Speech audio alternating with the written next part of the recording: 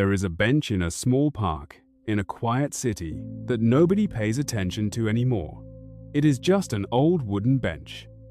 The paint is fading, the wood is worn, the screws are loose. People walk past it every day. They do not see it. They do not think about it. But once, a long time ago, that bench held a friendship that changed 2 lives forever. A friendship between a young woman who thought she had lost everything, and an old man who had nothing left to lose. A friendship that started with a sandwich and ended with a book that traveled around the world. This is their story. Before I tell it to you, I want you to know something. The stories on this channel are not just for learning English. They are for feeling, for remembering, for understanding what it means to be human in a world that often forgets. If you have not yet, take one small moment. Look at the bottom of your screen. There is a small red button waiting for you there. One little tap. That is all it takes. That is how you stay with me. That is how the next story finds its way to you when you need it most. And sometimes, my friend, the next story will be the exact one you needed your whole life. Now, make yourself comfortable. Pour yourself a cup of tea, if you have one. Close your eyes if you wish. And come with me to a small park in a quiet city where an old wooden bench is waiting. Her name was Emma. Emma was 28 years old. She lived in a small apartment in the city, on the 5th floor of an old building. Her apartment had one window. From the window, she could see the rooftops of other buildings. She could see the gray sky. She could see the birds flying away to better places. Emma had a small job. She worked at an office. She typed numbers into a computer for 8 hours every day. She did not love her job. She did not hate it. It was just a job, something to fill the time. Emma was lonely. She had not always been lonely. 3 years ago, she was going to get married. His name was David. They had been together for 5 years. They had a small apartment together. They had 2 cats. They had a future. They had names picked out for the children they would have one day. Then, one rainy Tuesday in November, David sat her down on the couch. He said, "Emma, I do not love you anymore." Just like that. 6 words. No anger, no tears, no long explanation, just 6 quiet words that broke her world into 1,000 pieces. He left the next morning. He took his clothes. He took his books. He took the smaller cat. He left her with the lease, the bills, the bigger cat, and silence. So much silence. For 3 years after that, Emma did not date. She did not go to parties. She did not call her friends. She went to work. She came home. She fed her cat. She watched television. She slept. She woke up. She did it all again. And again. And again. Her mother called her once a week. "Emma, you need to live again." "I am living, Mom." "No, my darling. You are surviving." There is a difference. Emma did not argue. She just changed the subject. She did not know how to live anymore. She had forgotten. One Saturday morning in April, Emma did something she had not done in a very long time. She made herself a real breakfast. A sandwich with cheese and tomato, a red apple, a small bottle of coffee. She put it all in a brown paper bag. And then she did something even stranger. She walked to the park. The park was 3 blocks from her apartment. She had walked past it 1,000 times, but she had never gone inside. Not since David left. The park was small. There were a few trees. There was a small pond. There were some old swings that no one used. And there were birds, many birds, calling to each other in the trees. And there was a bench, an old wooden bench facing the pond. Emma walked to the bench. She sat down. She opened her paper bag. And then she heard someone clear his throat. Right next to her. She turned her head. There was an old man sitting on the same bench. She had not even noticed him. The old man was very old, maybe 80 years old, maybe older. He was wearing an old brown coat, even though it was a warm day. He had a small grey hat on his head. His face was full of wrinkles, like an old map of all the places he had been. His eyes were pale blue, like the sky just before it rains. He was looking at her. Emma felt embarrassed. She had not seen him there. She had taken his bench. She started to stand up. "I am sorry," she said. "I did not see you. I will go." "Sit down," he said. His voice was soft, almost like a whisper. "There is room for two." Emma sat down again. She did not know what to do. She was holding her sandwich. She felt strange eating it now, with a stranger watching. The old man smiled a little. "You can eat," he said. "I will not steal your sandwich. I am very old. I cannot run that fast." Emma laughed. A small, surprised laugh. She had not laughed in a long time. The sound felt strange in her own throat. "My name is Walter," the old man said. "I am Emma." "Hello, Emma." "Hello, Walter." They sat in silence for a long moment. Emma ate her sandwich. Walter watched the pond. There were 2 ducks swimming there. They looked very happy. They did not seem to be going anywhere in particular. After a while, Walter spoke again. "Why do you look so sad, Emma?" Emma was No one had asked her that for a long time. People asked her, "How are you?" But they did not really want to know. Walter was asking, really asking. "I do not know," she said. "I just am." Walter nodded slowly. "That is the worst kind of sad," he said. "The kind you cannot explain." Emma looked at him, really looked. His eyes were kind, so kind it hurt a little. "How do you know?" she asked. "Because I am 83 years old, and I have been sad, and I have been happy, and I have been everything in between. I know all the kinds of sad. The sad with a name, and the sad without one. The sad without a name is the worst kind. Because you cannot fight what you cannot see." Emma did not say anything. Walter pointed at the pond. "Look at those ducks," he said. "They have everything they need. They have water, they have food, they have each other. They do not worry about what is missing. They only enjoy what is there." Emma watched the ducks. "I think I have forgotten how to do that," she said quietly. Walter smiled. "Most people forget. It is all right. You can remember." They sat together for almost an hour. They did not talk much, but it was a comfortable silence, the kind of silence that does not hurt, the kind of silence that feels like a soft blanket. When Emma finally stood up to leave, she said, "Will you be here tomorrow, Walter?" He smiled. "I am here every day, Emma, every morning, from 9 until 11. The bench and I, we are old friends. Maybe I will see you tomorrow then." "I would like that very much." Emma walked home. The sun was warm on her face. Her cat was waiting at the door. The whole world felt just a little bit less heavy. The next morning, Emma made breakfast again. A sandwich, an apple, coffee. She walked to the park. Walter was sitting on the bench, just like he had said. He was wearing the same brown coat, the same grey hat. He was watching the ducks. When he saw her, his face changed. It became brighter, like someone had turned on a small light inside him. "Good morning, Emma." "Good morning, Walter." She sat down. She offered him half of her sandwich. He accepted with a small bow. "You did not have to do this," he said. "I know. I wanted to." They ate together. They watched the ducks. They talked, just a little. Walter told her about the park. He said the bench had been there for 40 years.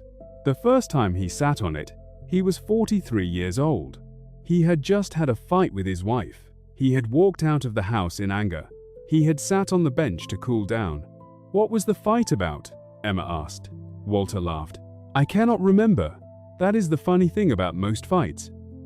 You cannot remember why you were angry, but you remember the people you hurt, the harsh words.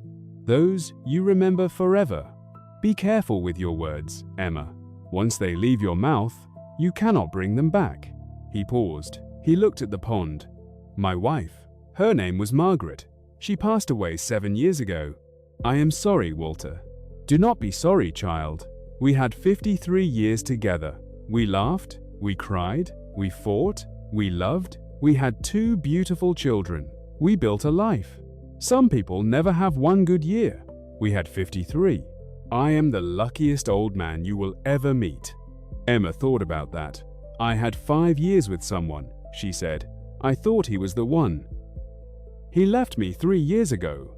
I have not been the same since. Walter listened.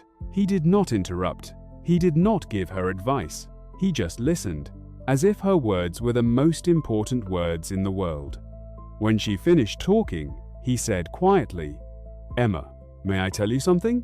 "Yes." Heartbreak is a kind of teacher, a cruel teacher, but a teacher. It teaches you who you are without someone else holding you up. And once you learn that, no one can ever take it from you. Not ever. Not for the rest of your life. Emma felt tears in her eyes, but she did not cry. "Not yet. I do not feel strong, Walter. You came to the park, did you not? After 3 years of hiding, you came outside. You sat on a bench with a strange old man. You shared your sandwich. You shared your story. That, my dear, is very strong. You just do not see it yet." Emma smiled, a small, real smile. "You are a strange old man, Walter." "I know," he said. "It is my best quality." They both laughed. That morning was the beginning. The beginning of something Emma did not have a name for. She went to the park the next day. And the next. And the next. Every morning Walter was there. Same bench, same coat, same hat. Always smiling when he saw her. They became friends. Real friends.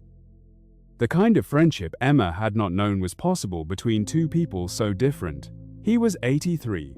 She was 28. He had lived a long, full life. She felt like she had not even started hers. But none of that mattered.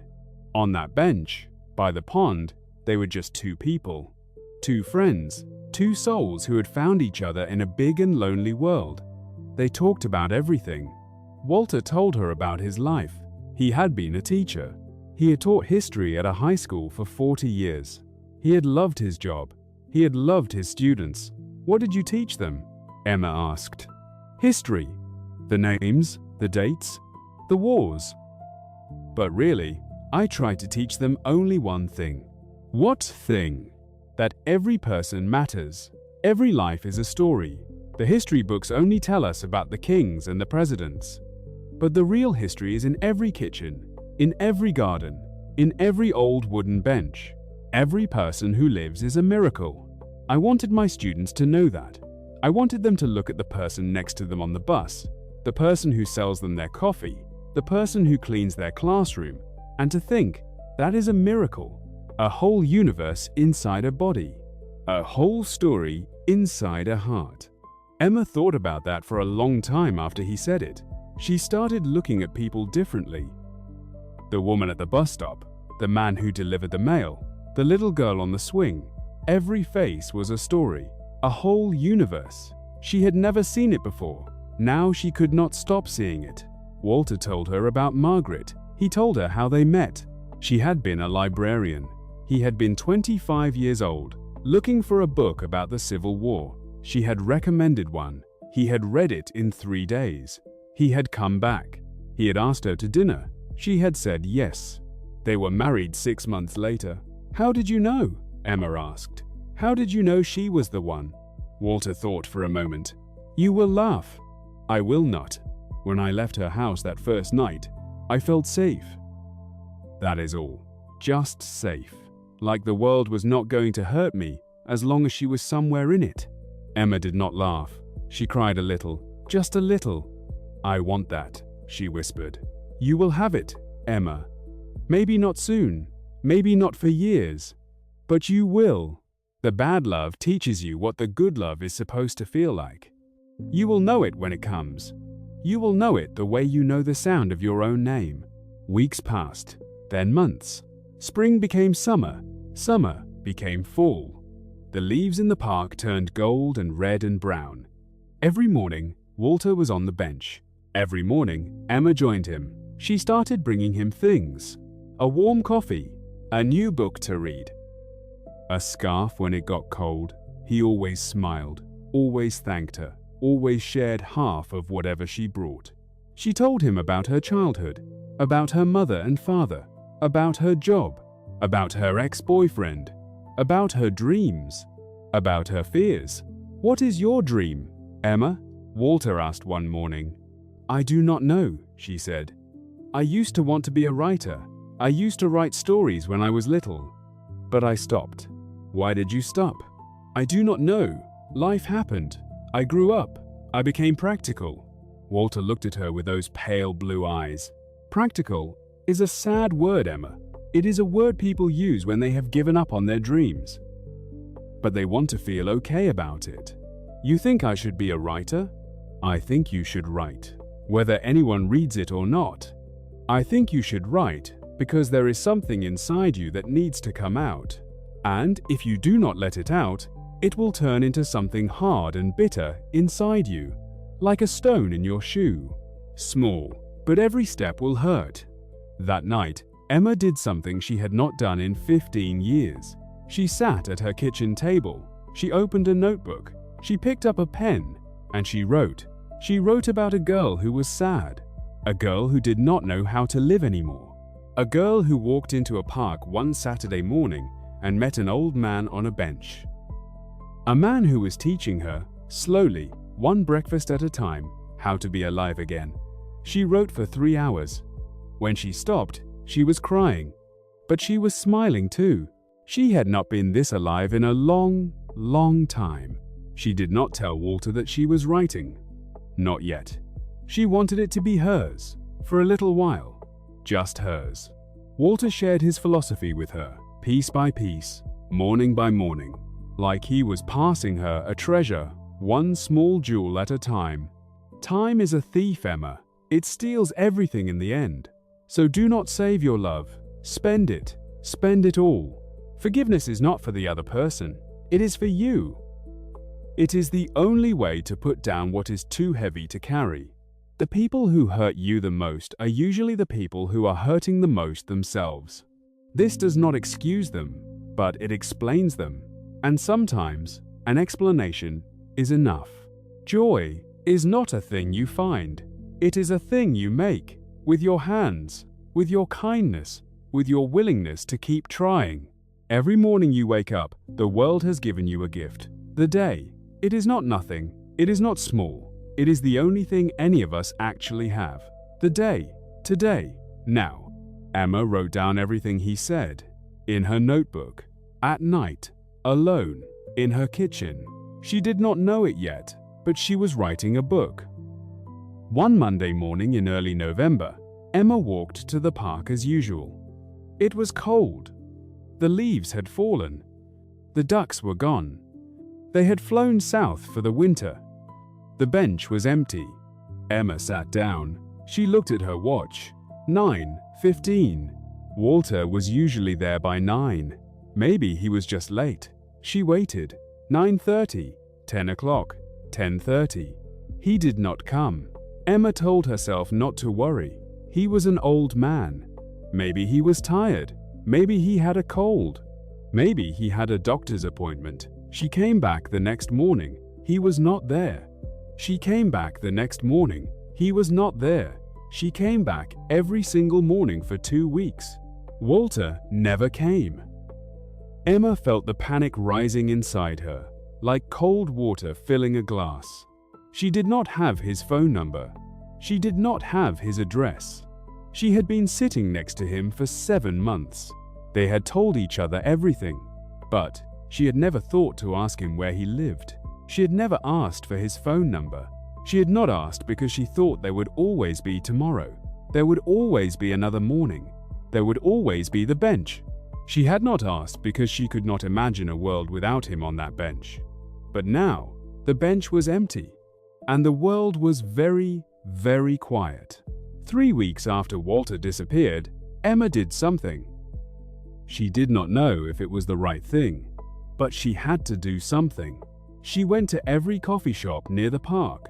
She showed them his picture, a small drawing she had made of him in her notebook.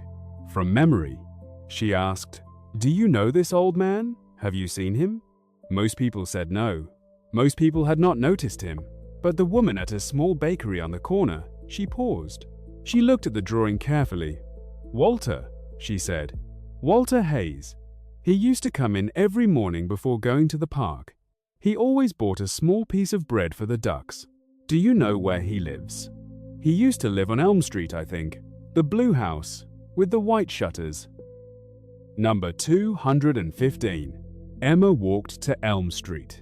The blue house had white shutters. Just like the woman had said, there were yellow flowers in the front garden. Margaret must have planted them. Many years ago, the flowers were still blooming.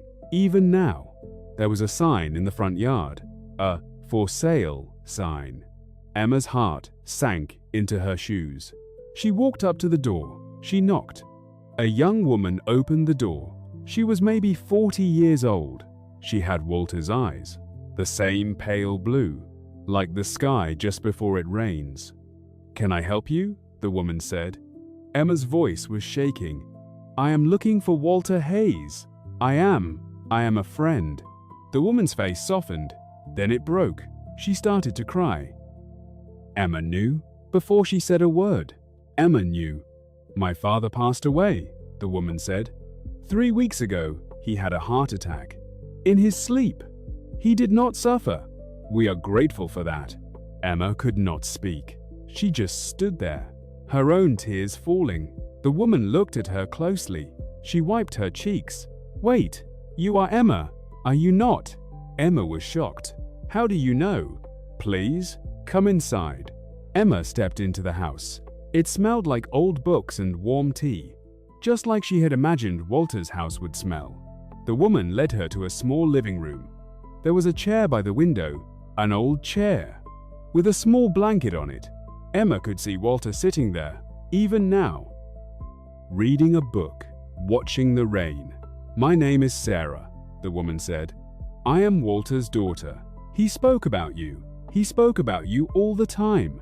"He did?" "Every Sunday, when I called him, he told me about Emma, the young woman on the bench. He said, 'She is becoming brave again. I am watching her become brave.' He said it like he was watching the sunrise." Emma sat down. She could not stop crying. "I am sorry," she said. "I am so sorry. I should have come earlier. I should have known something was wrong. I should have asked for his address. I should have. I should have." "No," Sarah said firmly. "Listen to me, Emma. He did not want you to feel that way. He had a long life. A full life. He went peacefully. He was 83 years old, and he died with a smile on his face. That is the most anyone can ask for." She paused. She took a deep breath. "And he left something for you. He left it on his desk. He wrote your name on it. He must have known, or maybe he just hoped." Sarah stood up. She went to a small desk in the corner. She came back with a thick brown notebook. She placed it in Emma's hands. The cover was old leather, worn at the corners. On the front, in Walter's handwriting, the words were simple. "For Emma, the girl on the bench." Emma opened the notebook with trembling hands. It was a journal, Walter's journal. Starting from the day he met her, in April, every single day, April 17. "Today, I met a young woman on the bench.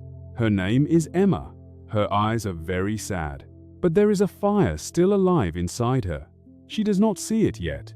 I will sit with her until she does." April 18. Emma came back. She is brave. She does not know it yet. People who come back are always brave. The ones who give up never return. April 25. Today Emma laughed. A real laugh. The first one, I think, in a long time. It was like watching a flower open. I will not forget today. May 3. Emma is starting to talk. Really talk. She told me about David today, the man who broke her. I wanted to be angry at him, but anger is for the young. I am old now. I have learned. Bad people are usually just lost people. They lose themselves, and they lose everyone around them. He lost more than he knows. He lost Emma, she read on. Day after day, month after month. Walter had written about every conversation, every shared moment. every small victory of Emma's, every step she had taken back into life. June 15. Emma brought me coffee today. I think she is becoming more like herself. The Emma she was before. I think I will live long enough to see her bloom. That is all I want. To see her bloom. August 22. Emma is writing. I am sure of it. There is ink on her fingers today. She thinks I do not notice, but I notice everything about her. She is my friend. She is the gift God gave to an old widower in his last years. I am so grateful. October 30. I am tired today. My heart is tired. I did not tell Emma. She would worry. She has worried enough in her life. Let her be happy. Let her be free. I have lived long. I am ready whenever the time comes. But please, a few more mornings. A few more mornings on the bench. That is all I ask. She read the last entry. It was dated 3 days before he died. November 4. Emma told me today that she has been writing a book.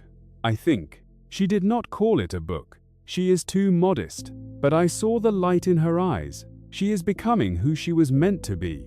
I do not know how much longer I have. My heart is tired, but I am happy. I am so happy I had this last gift. I am so happy I had Emma. I hope she keeps writing. I hope she lives.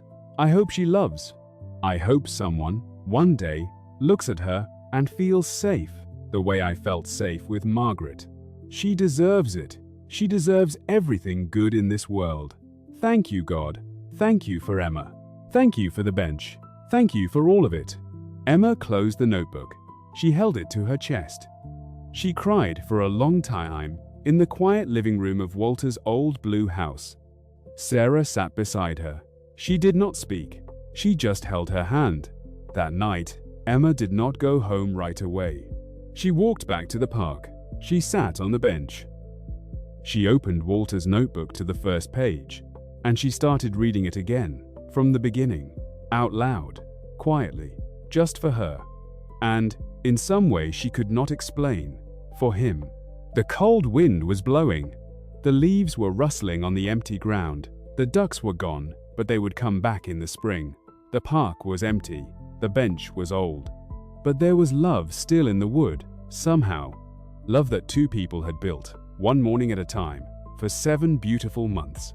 When Emma finally walked home, the moon was high in the sky.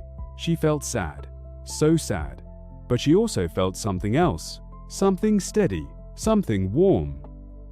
Something she could not have named when she first sat on that bench in April. But she knew it now. She felt loved. Walter had not just been her friend, he had been her teacher. He had taught her how to live again. He had given her his time, his stories, his wisdom, his heart. And now, the only way to thank him was to keep living, really living, the way he had wanted her to. The next morning, Emma did not go to the park. She went home. She sat at her kitchen table. She opened her notebook, the one with all of Walter's wisdom in it, and she started to write. She wrote for hours. She wrote for days. She wrote for weeks. She wrote a book. She called it The Old Man on the Bench. She finished it in 3 months. She sent it to a publisher. They said yes. They published it the next year. The book sold, slowly at first, then more, then more. People wrote to her from all over the world. This story changed my life. I called my father after I read this. We had not spoken in 8 years. I went to the park today, for the first time in years. I am sitting on a bench right now, just sitting, just being. Thank you. I am an old man, sitting alone. I started talking to a young woman in the cafe yesterday. She smiled at me. I felt human again. Thank you for that. Emma wrote them all back, every single one. She used the money from the book to do something special. She bought the bench. She bought it from the city. They thought it was a strange request, but they let her have it. She did not move it. It stayed in the same place, facing the pond, right where Walter had sat for 40 years. She had a small bronze plaque made. She fixed it to the side of the bench.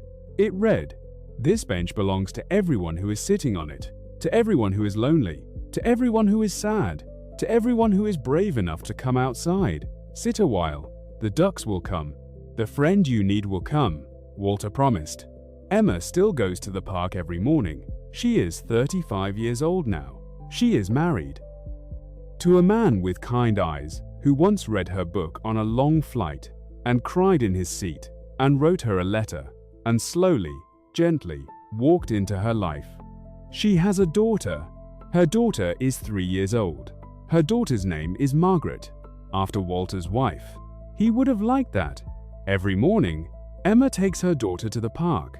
They sit on Walter's bench. They feed the ducks. They watch the people walking by. Sometimes, Emma sees lonely people in the park. People with sad eyes. People who look the way she once looked. She always says hello to them. She always offers them a seat next to her. She always remembers Walter's words.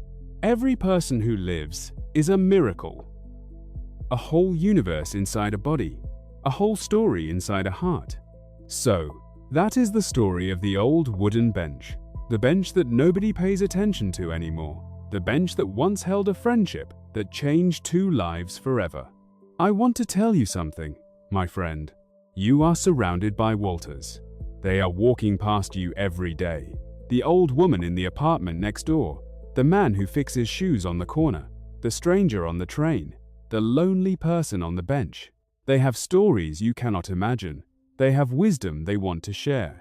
They have love they want to give. But the world is too loud. The world is too busy. The world does not stop to listen anymore. But you can. You can be the one who stops. You can be the one who sits down. You can be the one who says, "Hello, may I share this bench with you?"